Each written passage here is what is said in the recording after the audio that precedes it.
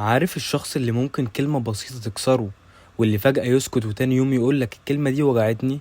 أوقات بتحس إنك بتمشي على قشر بيض وهو موجود، بس تيجي تسأل نفسك هو أنا غلطت ولا هو اللي حساس بزيادة؟ وإحنا هنا في أنتيكا بنحكي علشان نفهم نفسنا، مش نحكم عليها.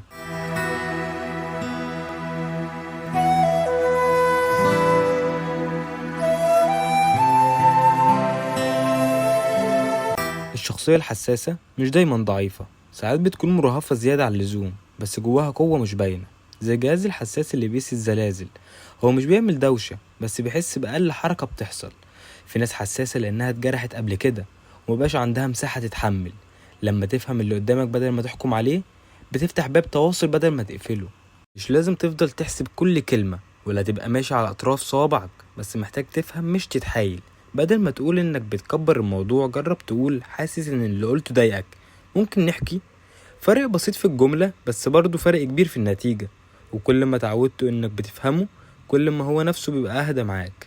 التواصل مش دايما محتاج مجهود، بس محتاج نية تفهم. مصطلح في علم النفس اسمه هايبر امبسي، يعني بيتأثر بالمشاعر أكتر من غيره. الشخص الحساس غالبا بيكون عنده وبيخاف من الرفض أو من إن يكون عبء عليه، فعقله دايما بيقرأ المواقف على إنها تهديد شخصي. بس بمجرد ما يحس بالأمان، بيتحول إنسان دافئ وحنين وصاحب حقيقي.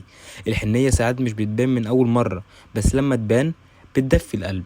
وعارف، يمكن انت كمان تكون حساس بس بطريقتك. في ناس بتظهر حساسيتها بصمت او بانفعال او حتى بهزار تقيل. فلو لقيت نفسك دايما بتتحسس من رد فعل حد، اسأل نفسك هو انا متضايق منه ولا من حاجة جوايا. الفهم ده بيغير شكل اي علاقة، خصوصا مع الشخصيات الحساسة. اللي بيشوف حساسيته مش ضعف بيبدأ يحب نفسه بجد. وفي النهاية أحب أقولك الشخصية الحساسة مش مشكلة، هي بس محتاجة لغة تانية، لغة يسمع فيها القلب قبل الإذن. وكل مرة تختار تتكلم بلغة الفهم بدل الحكم، بتبني ليها علاقة أمان مش توتر. وإحنا هنا في أنتيكا بنحكي عشان نفهم نفسنا، مش نحكم عليها. وكده نكون وصلنا لنهاية حلقتنا.